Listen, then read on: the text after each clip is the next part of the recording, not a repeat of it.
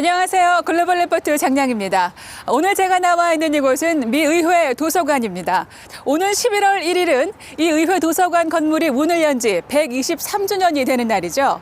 1800년 4월에 설립된 최초의 의회 도서관은 의사당 안에 있었는데요. 1812년 전쟁 중 영국군에 의해 불에 타 3,000권가량의 장서와 함께 소실됐습니다. 의회는 토머스 제퍼슨 대통령의 소장도서 6,400여 권을 24,000달러에 사들여 다시 도서관을 준비했는데요. 50명의 화가와 건축가가 작업한 끝에 1897년 11월 1일 토머스 제퍼슨 빌딩이라는 이름으로 문을 열어서 오늘에 이르게 됩니다. 저작권 신청자의 저작물 2부를 의무적으로 의회 도서관에 보내도록 하는 저작권법이 1870년에 제정돼 의회 도서관의 소장품은 계속 늘어났는데요. 이에 의회는 1938년 존 애덤스 빌딩, 1981년 제임스 매디슨 빌딩을 추가했습니다.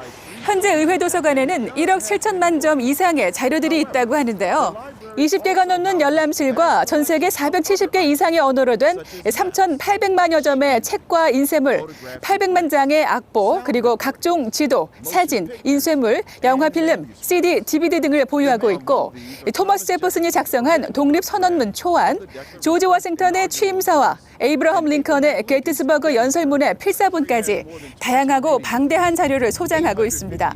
매일 15,000개의 새로운 자료가 들어온다는 의회 도서관은 월요일부터 토요일까지 부분적으로 관람이 가능합니다. 다양하고 깊이 있는 세계 소식 글로벌 리포트 지금 시작합니다.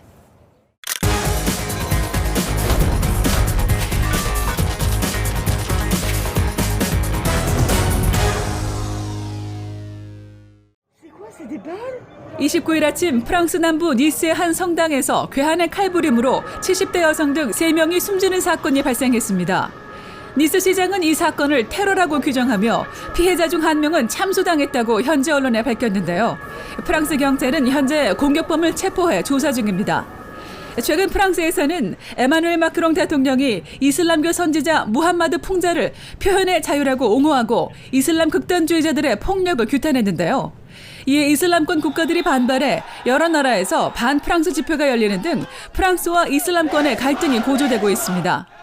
레제프 타이프 에르도안 터키 대통령까지 나서 마크롱 대통령을 향해 정신과 치료가 필요하다고 독서를 쏟아내 논란을 일으켰습니다. 미국과 유럽에서 신종 코로나 바이러스 확진 환자가 급증하며 전 세계 누적 확진자 수가 4,400만 명을 넘어 이번 주 주요 관심사에 올랐습니다. 미국은 지난 23일 하루 신규 환자가 8만 3천여 명으로 역대 최다 기록을 세웠고 유럽 각지에선 야간 통행 금지령이 내려지는 등 방역 조치가 한층 강화됐는데요. 이탈리아에서 이를 반대하는 시위가 격해져 상점을 약탈하는 사람들까지 나왔습니다. 반대로 호주 빅토리아주에서는 강력한 봉쇄 끝에 넉 달 만에 확진자가 1명도 발생하지 않아 봉쇄령을 완화하고 외출 금지령을 해제했습니다. 칠레에서 40년 만에 새 헌법 제정이 결정돼 이번 주 주요 관심사에 올랐습니다.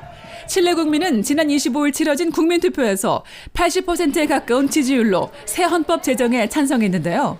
1980년 독재자 아우구스토 피노체트 정권이 만든 현재의 헌법을 폐기하고 새 판을 짜자는 국민의 열기가 그만큼 높았습니다.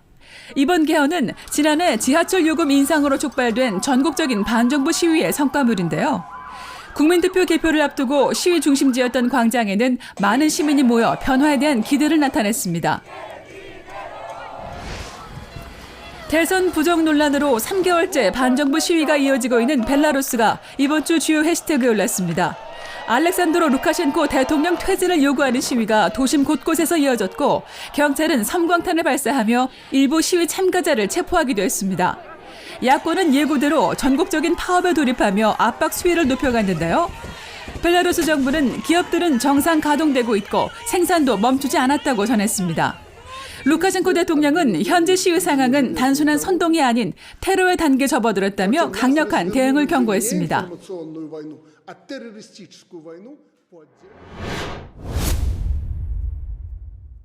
8 days, you believe that? 8 days from now, we're going to win the Commonwealth of Pennsylvania, and we are going to win 4 more great years in the White House.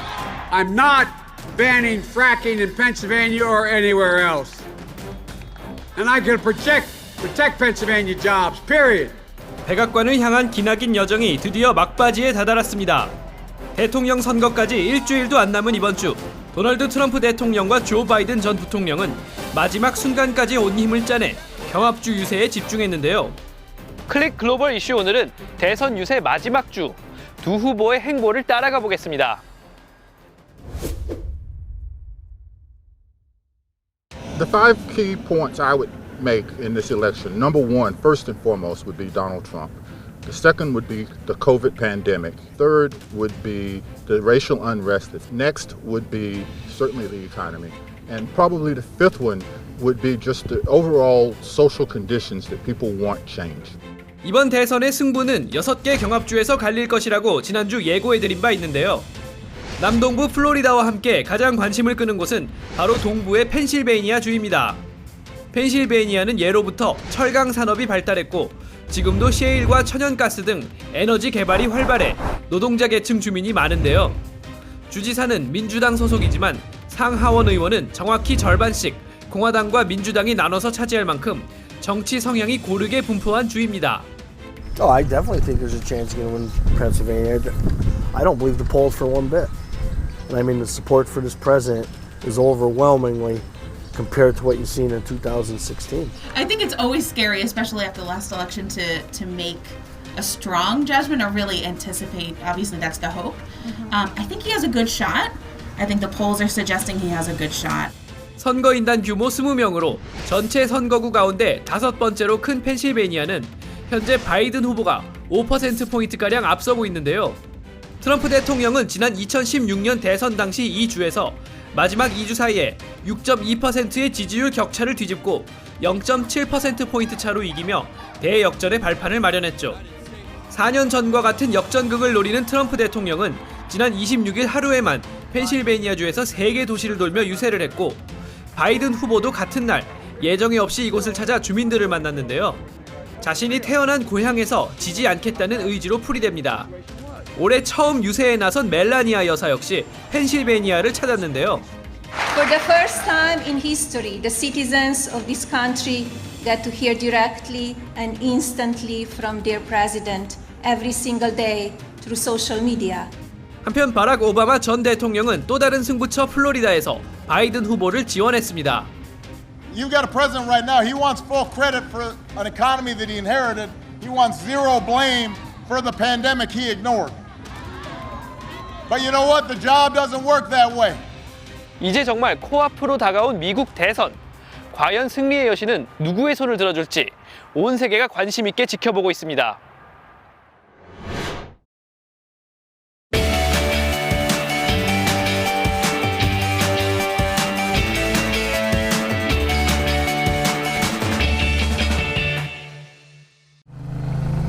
About year 2000, I was riding down the West Side Highway on a Tuesday morning.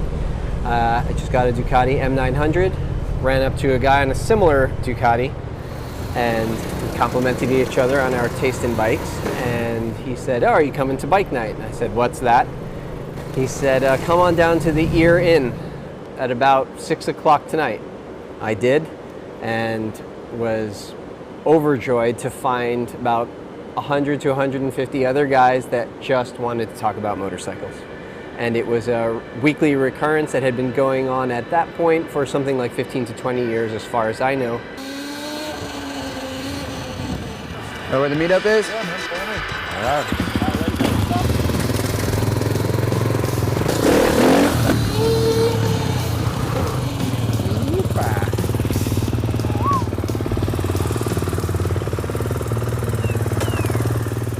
My name's Damian Neufeld. I own and run Riders Alley. It's a business born of passion.